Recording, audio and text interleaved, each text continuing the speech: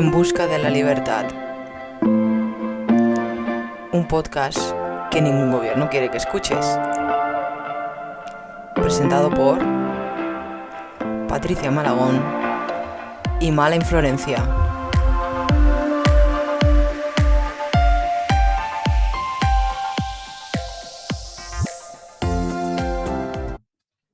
En el programa de hoy tenemos el honor de contar con Francisco Javier Balbás, que es doctor por la Universidad de Cantabria en Ingeniería Industrial, máster en Investigación en Ingeniería Industrial e ingeniero técnico industrial especialidad en electricidad, además de autor de varios libros como El sistema energético español, Coste de la energía eléctrica y posibles escenarios en un momento de plena actualidad, como está la energía actualmente, donde se habla en los grandes medios casi más que nunca de cómo funciona el sistema energético español, qué dependencia tenemos del exterior, por qué pagamos una electricidad tan cara y cuántos impuestos pagamos al respecto. Es todo un honor y un placer contar con un experto del calibre de Francisco Javier, así que lo primero, muchísimas gracias por aceptar nuestra invitación.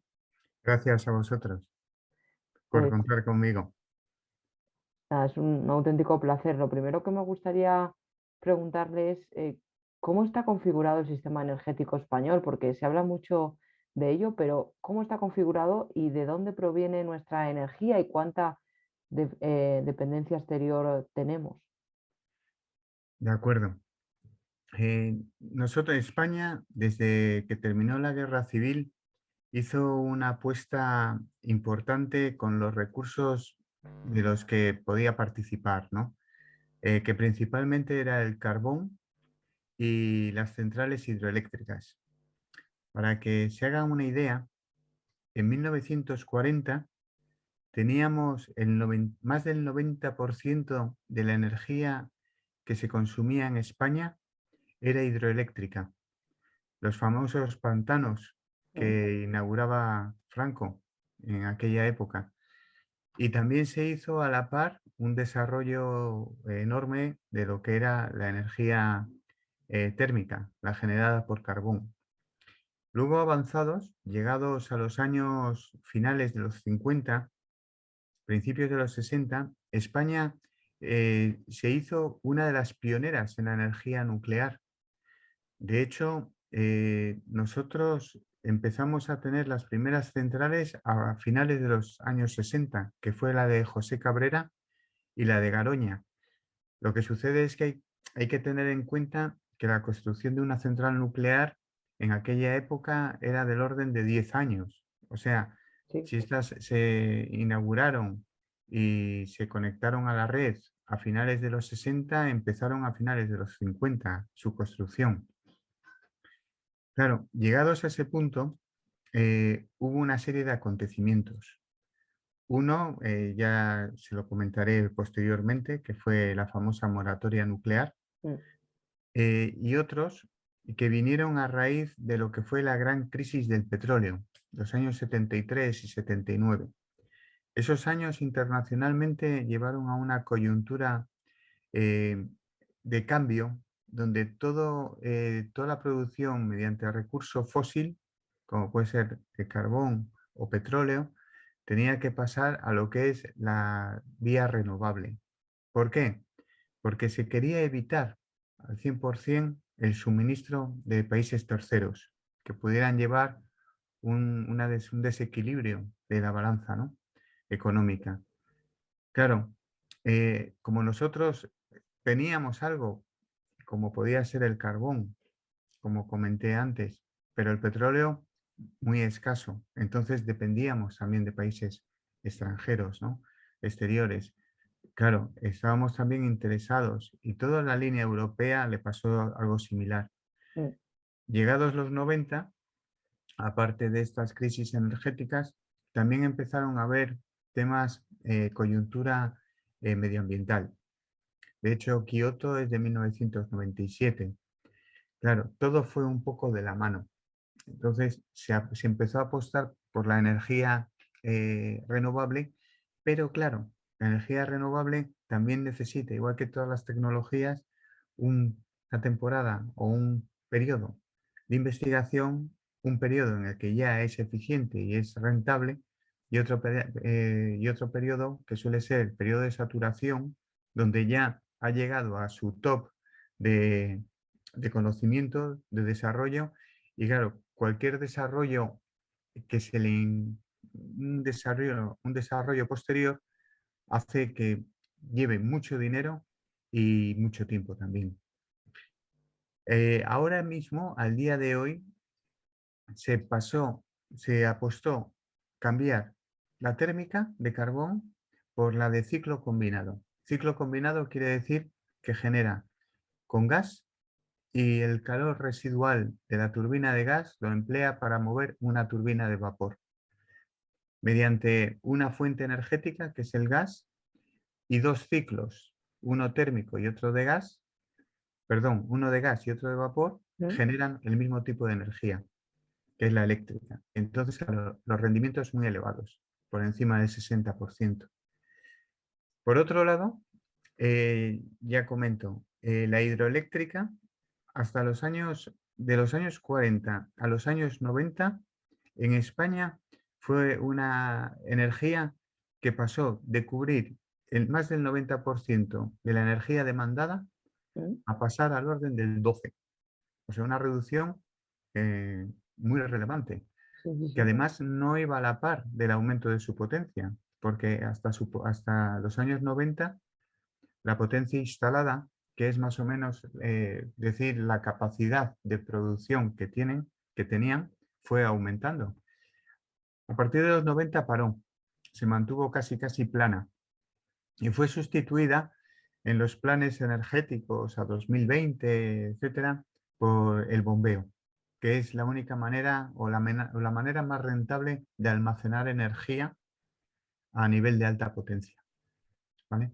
Y al día de hoy estamos en esa línea, apostar por el bombeo, apostar por el ciclo combinado y apostar por las renovables.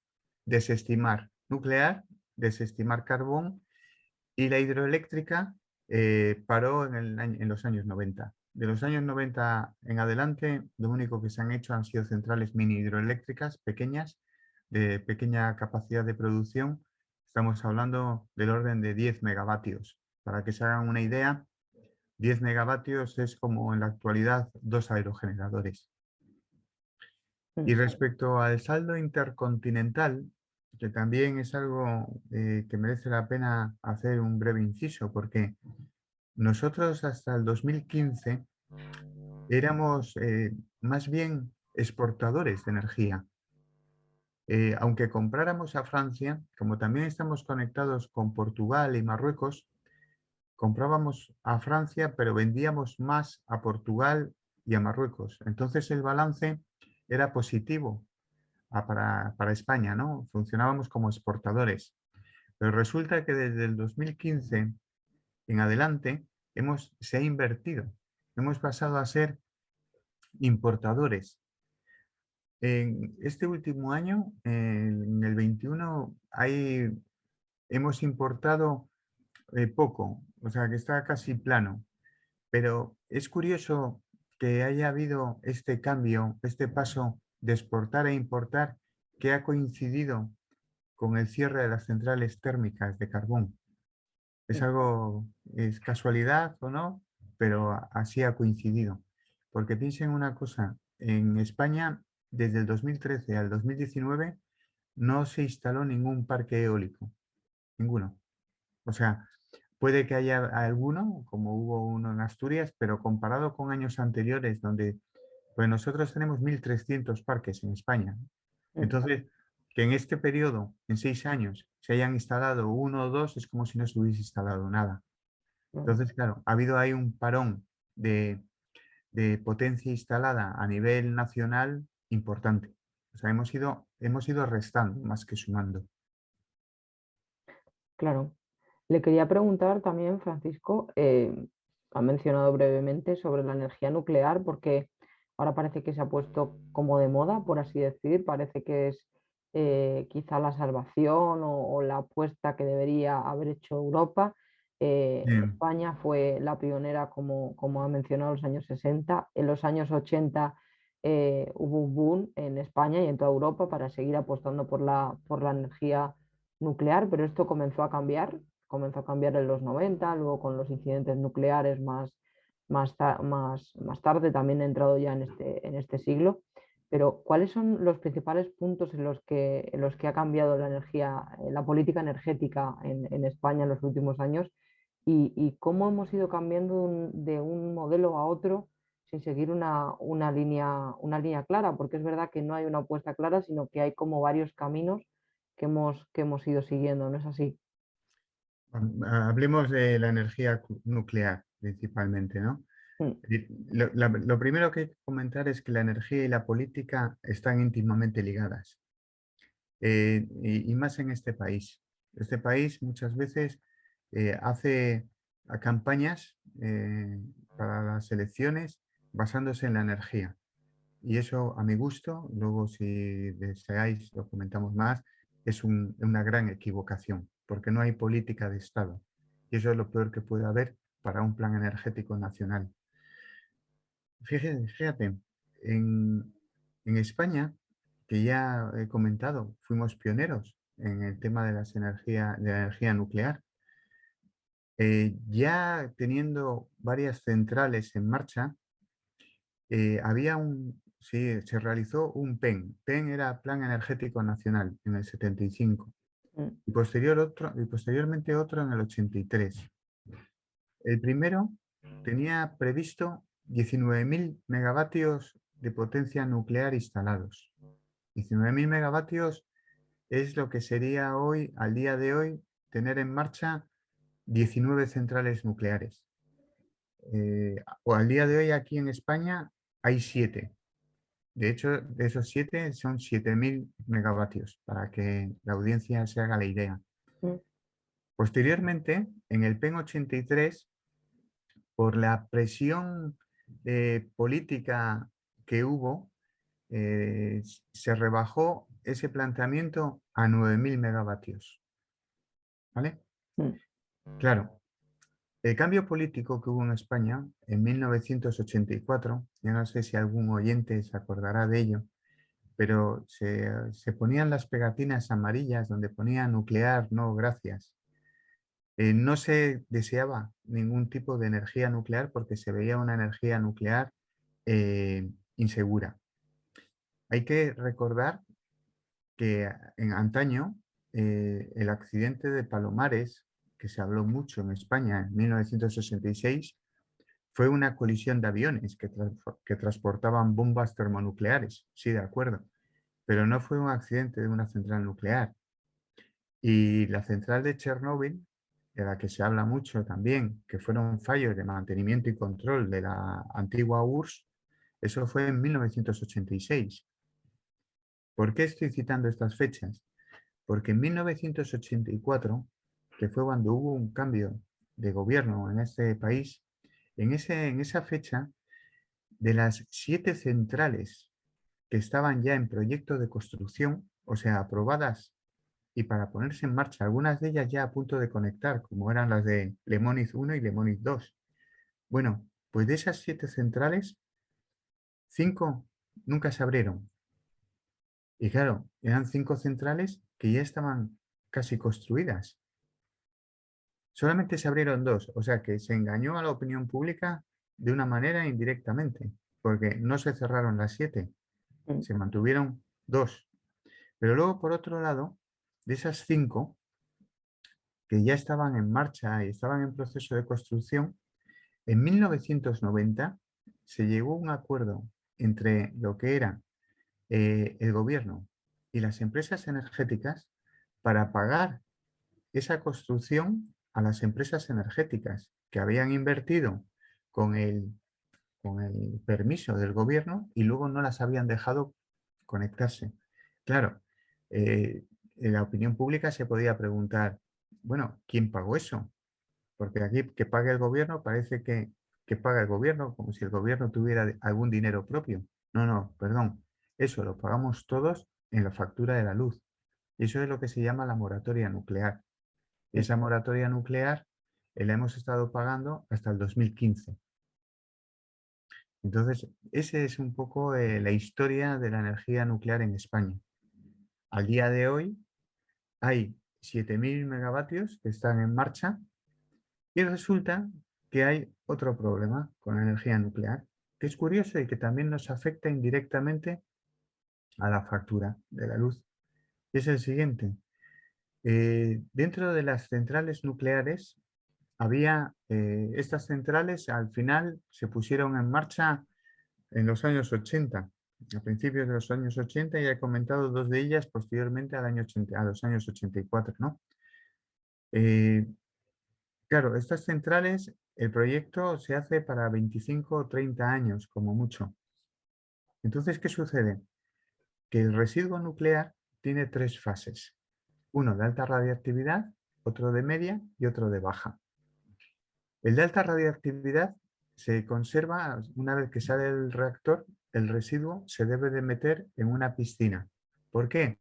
Porque aparte de emitir radiación, emite calor y entonces el agua ayuda a refrigerar ese combustible. Claro, ¿qué sucede? Que las piscinas se diseñaron para 30 años. Bueno, ¿en qué fecha estamos ahora? En el 2022. Ya la mayoría de esas piscinas ya han cumplido esos 30 años. Entonces, ese residuo hay que guardarlo o llevarlo a otro sitio. Entonces, se ha hecho un planteamiento en hacer un almacén, un ATC, almacén temporal centralizado, en lo que es la provincia conquense de Villar de Cañas. Claro, inicialmente, cuando ese proyecto estaba en Ya Veremos, se estaba a la espera de recoger unos residuos que se habían enviado a vitrificar a Francia. Como Francia dijo, oye, hay que devolver estos residuos sí o sí, y nosotros no los podíamos recoger, pero no teníamos sitio donde llevarlos, entonces resultó que Francia, bajo contrato inicial marcado por ellos, nos estuvo penalizando con el orden de 60.000 euros diarios que iban directamente a la factura. Claro, ya una vez que se aprobó el proyecto del ATC de Villar de Cañas, pues entonces esos 60.000 euros diarios se pagaron y no se han ido cargando. Pero, ¿qué sucedió? Que en Cuenca hubo un cambio político y entonces, en cuanto entró otro grupo, no vamos a dar detalles, se paró ese plan, ese proyecto del Villar de Cañas se detuvo y se declaró que esa zona iba a ser pues una zona natural. Y entonces ahí, claro, no se puede. Se amplió una zona natural para que la zona donde iba a estar ubicado Villar de Cañas quedara afectada por ella. De esta manera se paró el proyecto y ahora está pues en el contencioso, en el Supremo, para ver qué se decide, si se va adelante o no se va adelante con este proyecto. Pero claro, la opinión pública no sabe o no se lo cuentan que en un momento dado, si este proyecto no va adelante, tendrá que pagar esos 60.000 euros diarios nuevamente, que bueno, que ahora se habrá actualizado y será más con el precio del dinero. Y a lo mejor también tenemos que pagar los 60.000 euros desde que se aprobó el proyecto hasta ahora que nos han estado cobrando. La cuestión es que los residuos siguen en Francia a la espera de que nosotros se los recojamos. Y nosotros ahora mismo no tenemos un almacén temporal centralizado para recoger esos residuos. Que cuidado, en España está el Cabril, en Córdoba, un almacén para recoger residuos. Porque el residuo nuclear no es solamente las centrales nucleares, también tenemos nuclear en investigación, tenemos residuos nucleares, temas quirúrgicos, médicos, etc. Entonces, residuos nucleares hay sí o sí, y cementerios nucleares, por así llamarlo, tiene que haberlos. Pero claro, eh, no se sabe todo lo que afectan a la factura eléctrica, todas estas decisiones, como he comentado antes, políticas, como pudo ser la moratoria nuclear inicialmente, y ahora está siendo el cementerio nuclear de Villar de Cañas.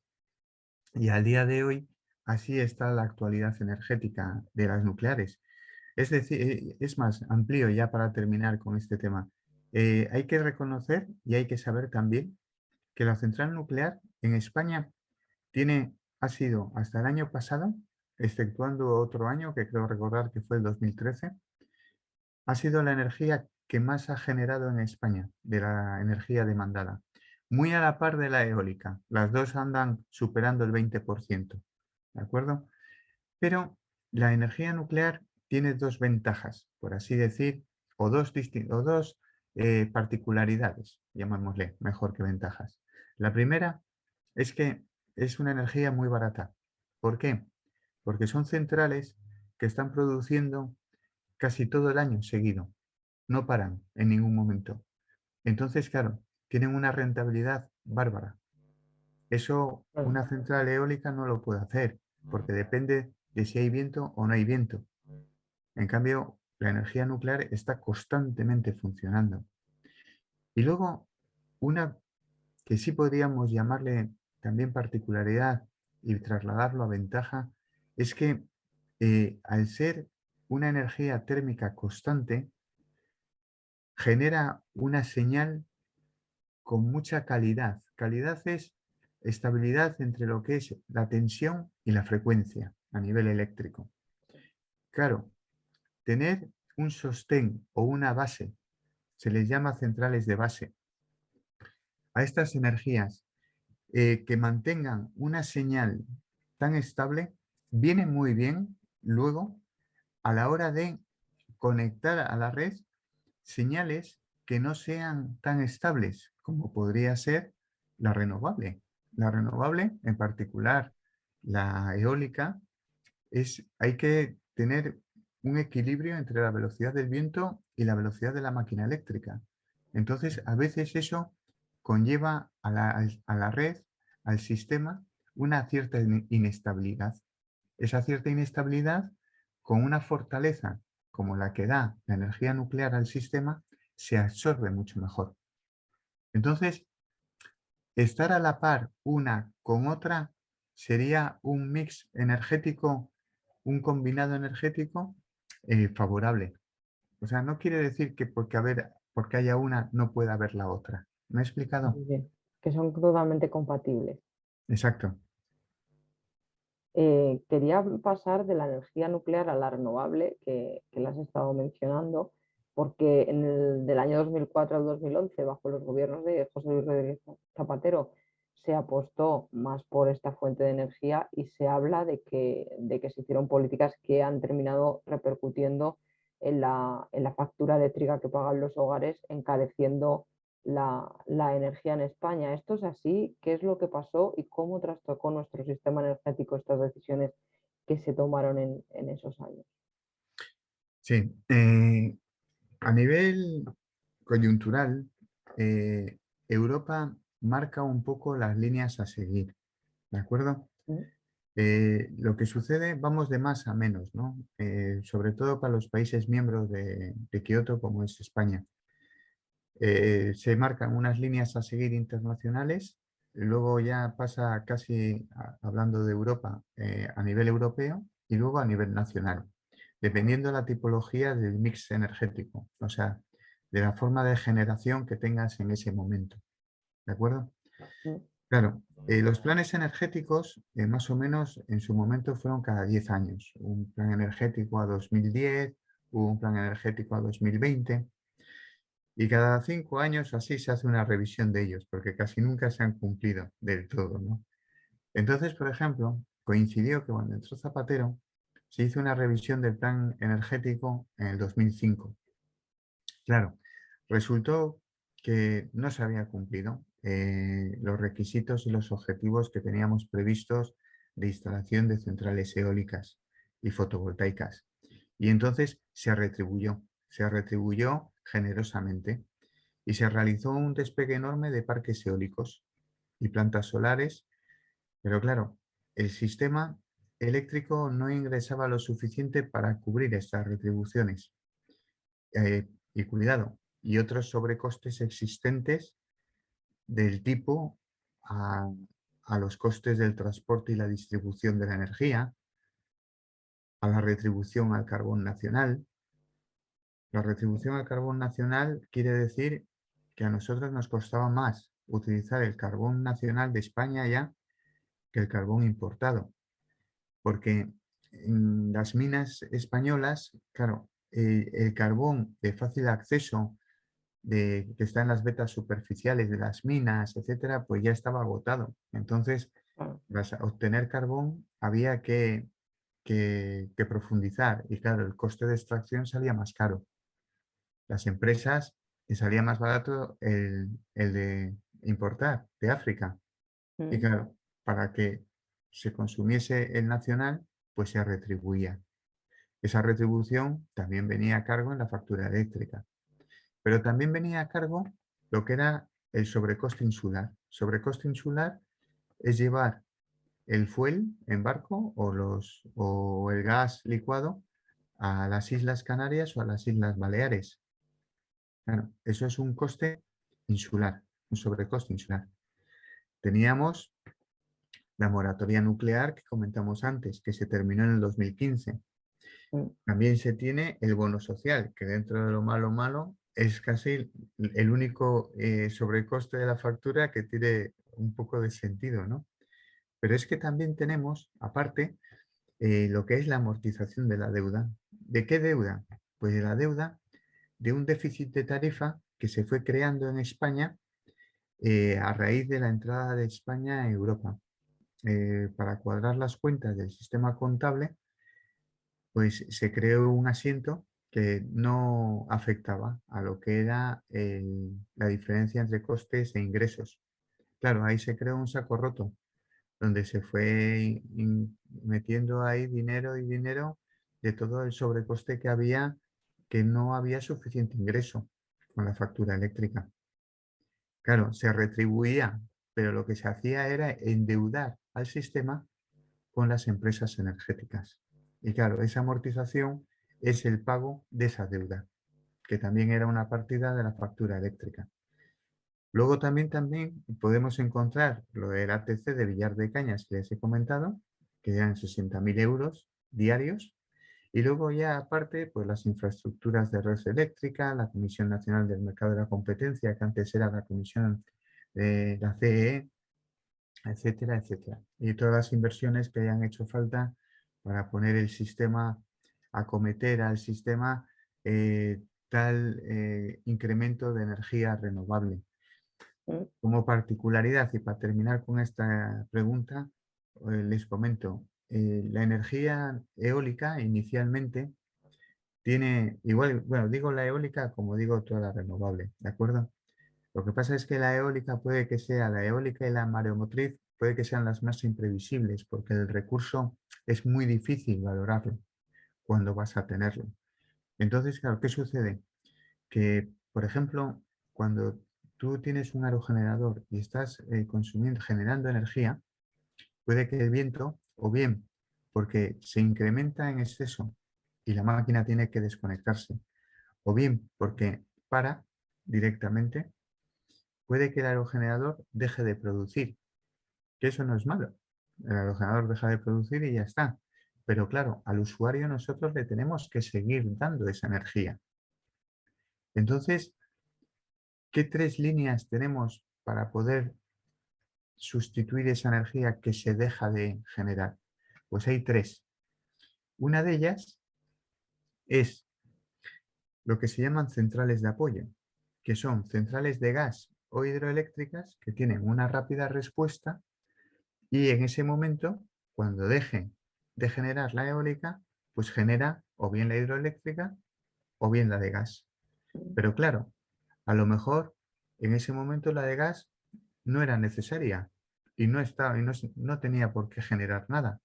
Entonces es cuando están funcionando en potencia rodante, se dice, que es, están generando, están preparadas para conectarse, pero no están produciendo nada. Es decir, es como si tuviéramos un coche en marcha, pero no le estuviéramos haciendo kilómetros. Entonces, claro, ¿qué sucede? Que a eso hay que pagarle un plus para que pueda estar así sin producir nada, porque no está ganando nada por los megavatios generados, porque en ese momento no está generando nada, Claro. pero es necesario. Entonces, otra manera que se tiene para cubrir esta situación es lo denominado contratos de interrumpibilidad. Un contrato de interrumpibilidad es un compromiso que tiene Red Eléctrica con empresas o industrias de gran consumo, en el cual se puede desconectar el suministro a esas empresas parcial o totalmente para dárselo a otros usuarios. Y como es una relación pactada, pues no repercute en el protocolo, en el sistema de calidad de Red Eléctrica. Mm. Pero claro, estas empresas a cambio que reciben un precio más barato de la energía. Al ser así, vemos que hay, por un lado, unas centrales de apoyo que hay que cubrir. Hay que darles un plus por ese tiempo que están en marcha, pero sin producir. Y los contratos de interrumpibilidad, que es unas condiciones especiales hacia otras empresas. Bueno, pues eso también son sobrecostes que van en la factura eléctrica. Y con todo esto, precisamente quería preguntarle, ¿cómo está configurada la factura eléctrica, la que pagan los hogares? ¿Qué es lo que está encareciendo lo que pagamos mes a mes? Porque se habla mucho de los costes regulados, de este déficit de tarifa, de lo que se paga en las renovables, de todo lo que está implícito en lo que pagamos más allá del precio de la energía, de lo que consumimos. Entonces, pues eso quería preguntarle, ¿cómo está configurada? ¿Qué hay dentro de una factura de la luz? Bueno, si ya me he extendido un poco en las anteriores respuestas, en esta yo creo que voy a tener que explayarme bastante. Pero bueno, vamos a ver si lo puedo comentar así lo más esquemáticamente posible. Antes he hablado, por un lado, de los sobrecostes, ¿no? Estos Mm. sobrecostes. Claro, estos sobrecostes hay que pagarlos sí o sí. ¿Por qué? Porque todo eso está ahí. Entonces, la retribución a las renovables hay que pagárselo, porque las renovables en el 97 se les firmó un decreto para animarlas a, como he comentado antes, animar a su implantación, ¿no? Mm. Entonces, había un decreto, creo que recordar que era el 43 de 1997, en el cual tenían prioridad de acceso. Eso quiere decir que si ellas generan, se pueden conectar sí o sí. Si hay viento, tienen derecho a conectarse. Entonces, claro, al haber esa prioridad de acceso, las retribuciones es casi como un fijo que hay que pagar en la factura de la luz. Mm. Pero luego, por otro lado, ya hemos visto que están los sobrecostes insulares, la amortización de la deuda, el carbón nacional, la moratoria nuclear, etcétera, etcétera. Entonces eso hace un sostén, una cantidad bastante sustancial, porque también está el mantenimiento de lo que son las redes de transporte y distribución. Que todo eso, anualmente, la Comisión Nacional del Mercado de la Competencia valora cuánto supone. Y entonces esa valoración hace, la repercute en lo que son los costes regulados. Y claro, es como un fijo que necesita el sistema para mantener, un fijo económico. Mm. ¿Me he explicado? Sí, sí, sí. Claro, ¿qué sucede? Eh, Desde la crisis del 2008 en adelante, España estaba sufriendo un incremento de la demanda energética.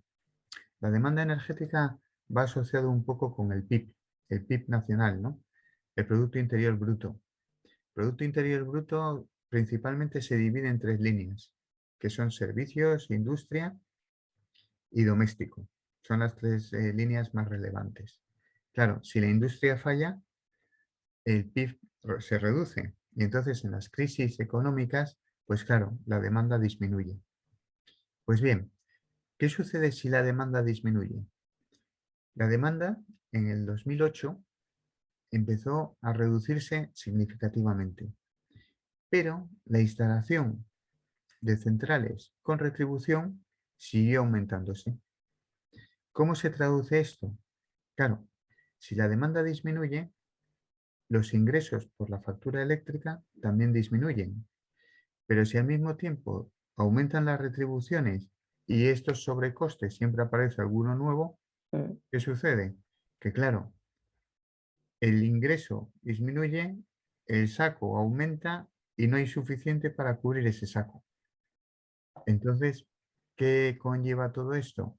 Pues que tiene que incrementarse el precio de la energía, sí o sí. Fíjense, no se mantuvo, el precio de la energía se mantuvo más o menos lineal hasta el 2007. En el 2007-2008 sufrió un aumento importantísimo, poniéndose en el 2012 por encima, vamos, en el tercer puesto europeo. Pero fíjense cómo llegó a haber esta diferencia entre ingresos y deuda, que el déficit de tarifa, el saco roto este que comenté, que se había generado en el año 2000, en el 2014 llegó a suponer 32.000 millones de euros. Estamos hablando de un 3% del PIB nacional, ¿eh? Claro, aquí, en este momento, es cuando se decidió poner fin al endeudamiento, poniendo que el déficit de tarifa no podía seguir aumentando.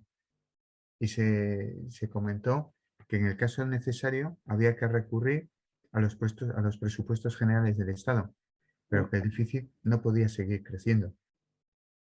Claro, porque de esta manera era inviable. Entrábamos en una bancarrota. Y claro, como no fiscalizaba, porque lo habían puesto en un asiento en el cual no figuraba en el IPC, pues entonces no venía reflejado, pero sí existía, porque era una deuda del Estado con las empresas energéticas. Claro, ¿cómo se tradujo todo esto a nivel de el usuario o las empresas renovables o que recibieran retribución? Pues bueno, la única manera que hubo en ese momento de recortar ese déficit de tarifa fue incrementando el precio de la energía, como hemos comentado, o, por otro lado, el recorte a las retribuciones, que fue el famoso impuesto al sol, del que los oyentes Sí. o habrán oído hablar de ello. Ujú. Claro, todo esto en 2019, esos 6 años de vacío que les he comentado, de instalación, pero claro, al no haber retribuciones, los promotores no se animaban a poner parques eólicos. Entonces, ni parques eólicos, ni fotovoltaicos, ni de ningún tipo. Hay que reconocer que este recorte fue con vistas a, o sea, con carácter retrospectivo. O sea, afectó a empresas a las que se les había prometido esas retribuciones y luego se le negaron. Mm. O sea, que eso no estuvo nada bien. Pero claro, en 2019 la deuda se había reducido significativamente, hasta del orden del 50%. Mm.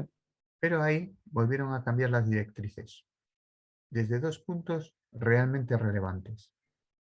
El primero de ellos fue que el déficit de tarifa se podía volver a incrementar y usar las cantidades económicas que se habían establecidas para su reducción en compensación. Y luego, por otro lado, el año pasado había un límite establecido de 180 euros megavatio. Esos 180 ahora se habla mucho, que si el importe de la energía 250, que si 300, que si 700 llegó a costar con la guerra de Ucrania, pero en mayo del año pasado ese límite que estaba establecido en 180 euros megavatio se quitó, poniéndolo a más de 3.000 euros megavatio. 3.000 euros megavatio es como no poner nada. Y en teoría se comentaba esto que era para favorecer el mercado, pero lo que se estaba dando es una carta abierta para poner el precio que el mercado exigiera. Mm. Claro, todo esto se ha sumado a decisiones adoptadas por la Unión Europea, como el cierre de las centrales térmicas, la apuesta por el ciclo combinado y la tendencia por las energías renovables, que como hemos comentado antes, también tiene su validez, porque el suministro de países terceros, lo estamos viendo ahora con la guerra de Ucrania, afecta significativamente. Ahora, hay que recordar una cosa. Antes de la guerra de Ucrania, en el 2021, el precio de tonelada de CO2 en el mercado europeo se ha más que duplicado. O sea, ha pasado de 35 a 80 euros la tonelada de CO2 emitido a la atmósfera. Es más, durante el 2019 se produjo un crecimiento de la demanda de gas destinada a la generación eléctrica en centrales de ciclo combinado en más del 80%. Y además se experimenta que el precio de... una especie de referente, que es el TTF holandés, un precio de referencia europeo del gas natural en los mercados, pues este sufrió un incremento del 500%, pasando de 17,46 euros megavatio a un valor promedio de más de 100 euros, llegando a alcanzar el 21 de diciembre del 21 el coste de casi 180 euros megavatio. Mm. Por tanto, si se suma una reducción de la demanda y una apuesta por los sistemas caros de generación, aparece un incremento significativo de la energía, que es lo que ha aparecido, Claro, y sin ningún tipo de limitación. claro. Ya comenté que me tenía que explayar un poco con este No, pero tema. ha estado muy ilustrativo. A mí me ha quedado muy claro porque entonces la pregunta que me surge ahora, claro, están estos costes regulados y fijos además, que bueno, parece que cuesta reducir. Luego están los impuestos que se han añadido. El total de la factura, el precio que se lleva al Estado es del 54%, sí, me parece que es o cercano al 50%, más de la mitad de lo que pagamos en la factura son impuestos que hay entre costes regulados y demás. Entonces, la pregunta es, ¿se pueden reducir los impuestos? Porque claro, con estos costes regulados que tenemos es una de las apuestas que ha hecho la Agencia Internacional de la Energía, ha pedido a Europa que a corto plazo una de las soluciones es reducir los impuestos. Pero claro, la pregunta que a mí me surge es, viendo todos estos costes regulados que tenemos, ¿se pueden reducir los impuestos para reducir el precio que los hogares pagan mensualmente en la factura de la luz? Claro, es que aquí hay una cuestión importante. Es que estos costes regulados hemos visto que es la necesidad que tiene el sistema Claro, para mantenerse. O sea, todos estos sobrecostes son necesarios. Entonces, es muy complicado reducir de muchos de ellos. Claro, aparecen por ejemplo, las retribuciones está dentro de esos costes regulados. Y esas retribuciones hay que pagárselas sí o sí a las renovables. Pero también está, como hemos visto, el bono social, lo de la infraestructura, el coste de mantenimiento, etcétera. Ahora, lo que sí creo yo que a corto plazo, o sea, que seguramente en una de las medidas que se van a tomar mañana por el gobierno esté presente, es la reducción del IVA proporcional a esta subida tan significativa que ha habido de la energía. Porque claro, vamos a ver, el IVA es un 21% de un impuesto de valor añadido que en un principio lo que es un reembolso que tiene el Estado. Claro, si a mí me incrementan tanto la base imponible, pues ese aumento de base imponible que no llevará un IVA proporcional. Y entonces se podía perfectamente reducir el IVA proporcionalmente al incremento de los precios experimentados. Eso sería pues una medida rápida, que es la que está llevando muchos países, lo único que lo están presentando de distinta manera o directamente a la factura o de otra manera vía fiscal o con importes. Pero eso se podría hacer perfectamente, porque es que eso es un reembolso que está recibiendo el Estado indirectamente con esta subida de la energía, que en teoría ellos no tienen nada que ver, de acuerdo. Pero entonces, reducir el IVA proporcionalmente, no recaudéis más. claro. Claro, eso sería una línea a seguir. Luego, Pues también hay otra línea como el mercado de CO2, que este mercado de CO2 de emisiones no sea tan especulativo como comentamos antes, que pasó de 35 euros a casi Sí, 100. sí, sí. Pues entonces, que no sea tan especulativo y que no repercuta tanto en el precio del gas ni de las emisiones de CO2.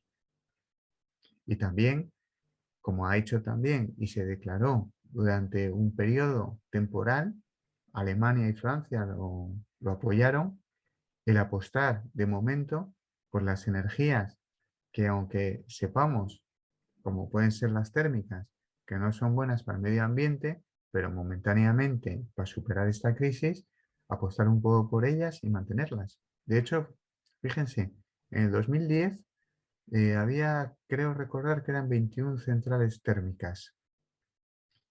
En el 2021 solamente debía de quedar una. Bueno, hay otras tres que se las está extendiendo su vida. ¿Por qué? Por esto mismo. Lo que pasa es que esto está ahí. No se dice nada, pero está ahí. Pues vamos a apostar un poco por estas energías baratas, entre comillas, para superar este momento, este bache. Pero los impuestos sí se podían reducir. Claro. Luego, haciendo referencia un poco al informe que sacó la Agencia Internacional de la Energía, apostaron pues en el corto plazo, como he mencionado, bajar los impuestos, pero también por utilizar otras fuentes alternativas, todo encaminado a que Europa tuviera menos dependencia energética exterior como la que tenemos. Sí. Entonces, yo le quería preguntar eh, ¿qué decisiones pueden cambiar? Claro, ya pensando más en un medio o largo plazo, un plan más lineal y pensando vista 5, 10, 20 años quizá, para reducir esta dependencia y abaratar, si se pudiera, el precio de la energía. No sé qué opina usted, si sería apostar por la energía nuclear, si por la eficiencia de las centrales térmicas que también reciben subvenciones de Europa para mejorar su eficiencia y que sean menos contaminantes o contaminen menos y produzcan más aplicando pues, los avances tecnológicos. La tercera vía también podría ser el autoconsumo. No sé cuáles son esas soluciones, más pensando en el medio y el largo plazo, que podríamos aplicar para Sí. paliar este problema que tenemos en Europa y en España también. En España ha habido un problema importante que es lo que le comentaba anteriormente, y es que se ha utilizado la política, la energía como medio político, y eso ha hecho confundir mucho a la sociedad. Mm. Claro, hay que dejar claro que la energía renovable es necesaria, tanto para reducir el efecto invernadero como la dependencia de terceros en el suministro, pero claro, los cambios deben de ser progresivos. Lo que no se puede es pasar cada ciclos de 6 años todo o nada. Eso es lo que rompe todas las líneas. Claro, Claro, por ejemplo, si hubiera un plan estatal de energía sin cambios estratégicos y no utilizar los sistemas de generación con fines políticos, desinformando al usuario, se mm, conseguiría que no hubiera estos cambios tan eh, drásticos en el coste de la energía y en las tendencias, etcétera. Podríamos hacerlo todo mucho más lineal. Y además es que estaríamos dando al promotor de las energías renovables mucha más seguridad, que es lo que pasa en países como Alemania. Se les da seguridad. Y entonces, puede que ganen más, puede que ganen menos, pero saben a lo que están dispuestos, lo que se van a encontrar. ¿Me claro. explico? El autoconsumo, por ejemplo, al día de hoy cobra un interés enorme a nivel de usuario. ¿Por qué? Porque la energía, vamos a ver, se ha más que triplicado en algunos casos.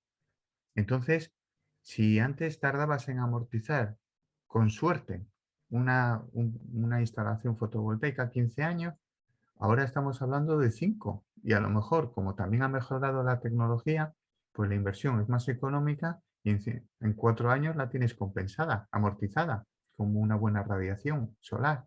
Entonces, claro que cobra interés, pero hay que recordar que si se reduce la demanda anual, el sistema tiene que seguir pagando los importes, los sobrecostes.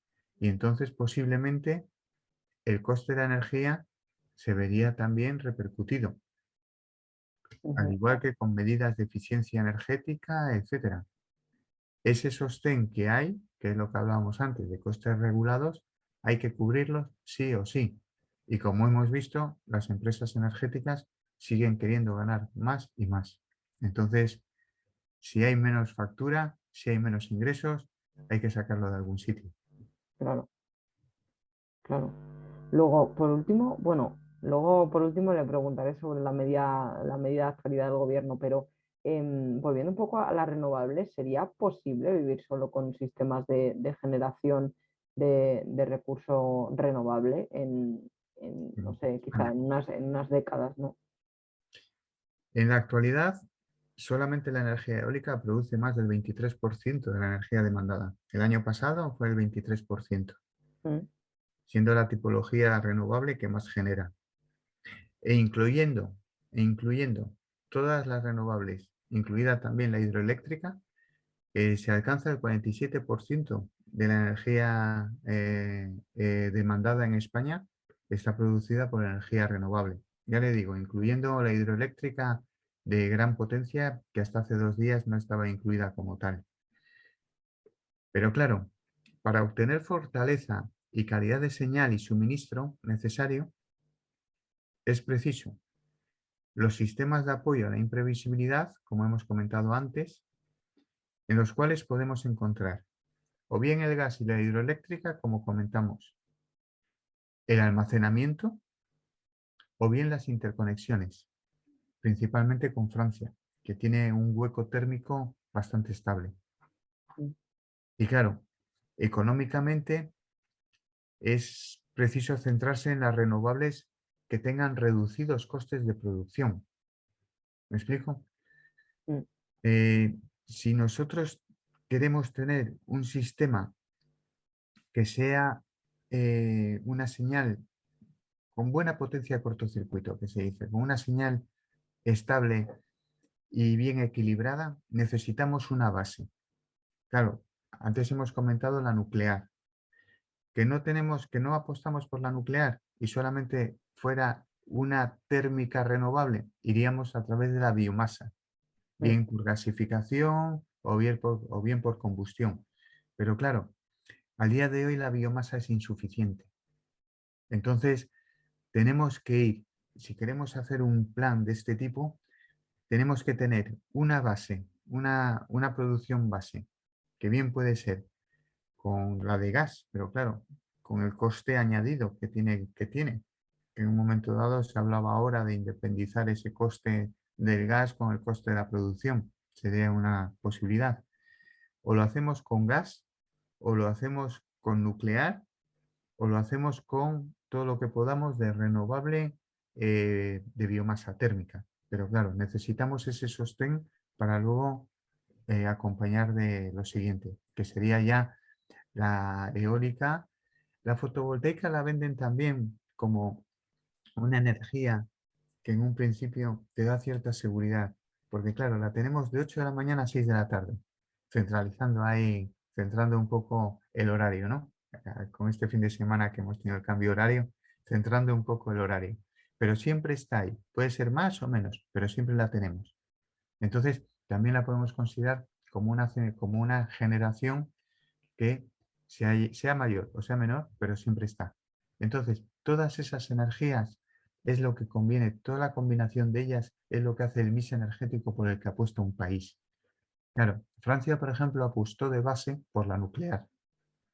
A nosotros nos han enfrentado tanto que es muy complicado que ya apostemos por la nuclear.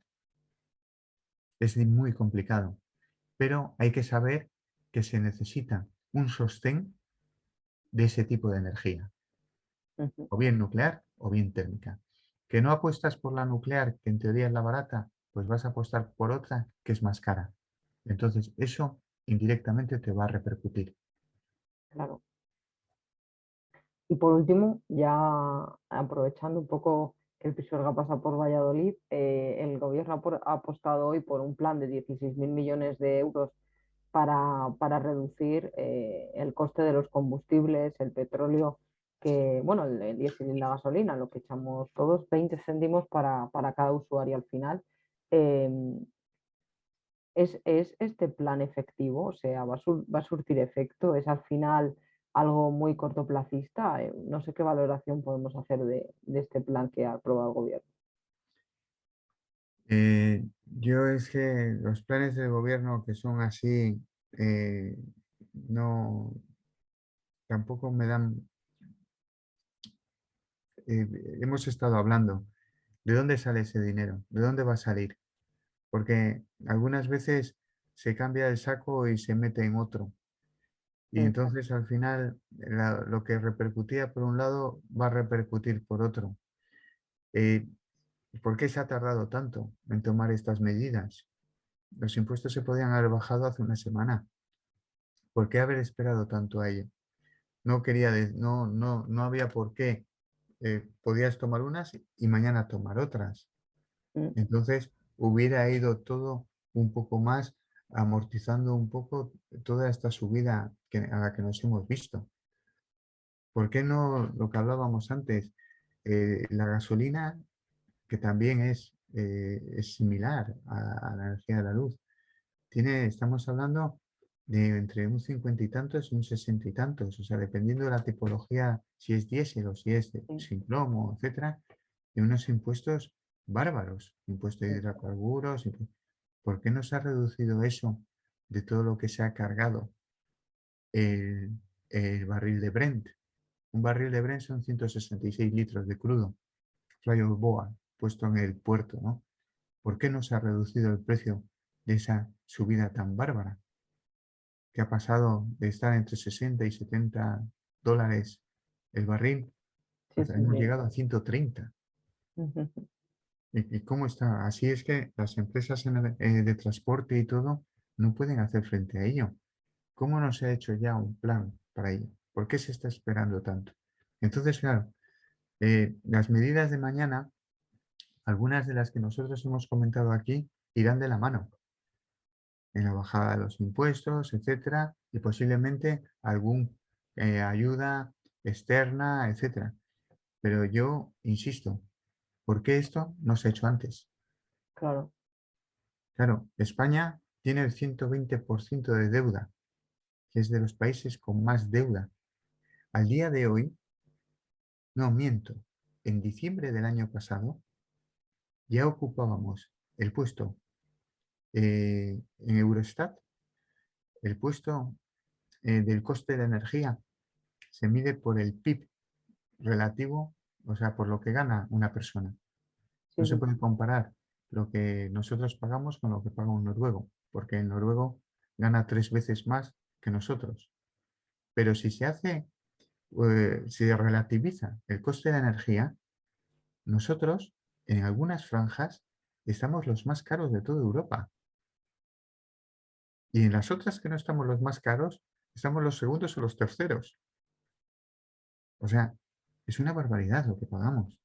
sí. Que vale, que en toda Europa haya subido, de acuerdo, pero es que nosotros somos los que más pagamos y eso hay que tomar medidas ya. No se pueden tomar medidas políticas ni medidas para conseguir votos. No, no, hay que tomar políticas con un plan estatal de energía. Reunirse todos y decir, próximos años, pero a medio plazo, 15 años, 20 años, un plan nacional. Sí. Se va a hacer de esta manera y vamos a enfocarnos de esta manera. E informando al ciudadano, sin más, sin sacar crédito político. Pero eso me cuesta verlo.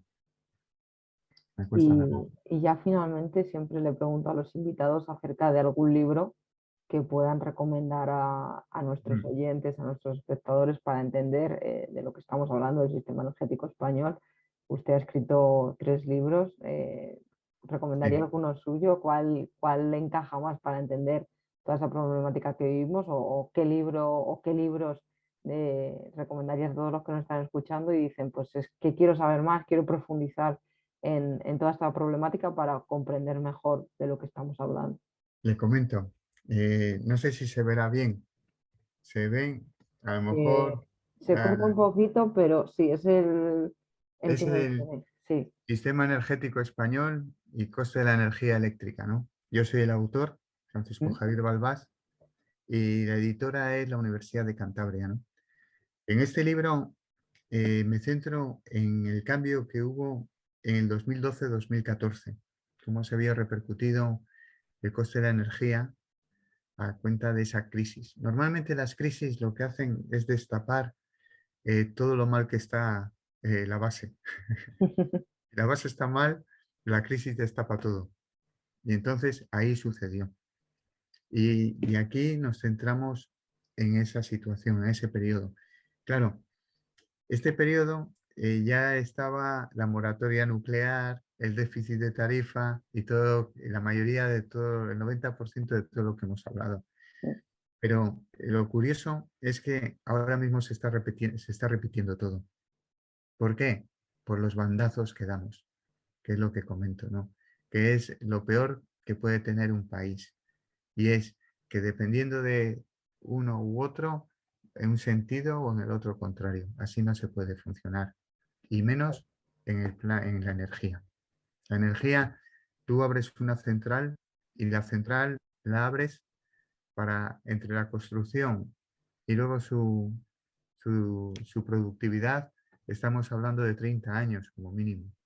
Claro, Entonces, no puedes estar 10 años de una manera, 10 de otra y 10 de otra distinta. No, claro. tiene que ser todo más lineal. En este libro encontrarán todo lo que hemos tratado con muchos más datos, mucha más información y no tan explícito como lo he tenido que tratar yo en esta entrevista, aunque en algunos puntos me he explayado bastante. Pues muchísimas gracias a todos los que nos han escuchado o que nos han visto por YouTube. El enlace para el libro lo dejaré también en la descripción para que puedan acceder más rápido todos los que nos están viendo. Seguro que yo contra el que estoy terminando un libro y digo, pues mira, me voy a poner con esto porque es verdad que llevo tiempo leyendo acerca de la energía porque desconocía mucho. Sí, Entonces, me viene estupendo. Así que pues muchísimas gracias por aceptar nuestra invitación al programa. gracias a vosotros nuevamente. Gracias.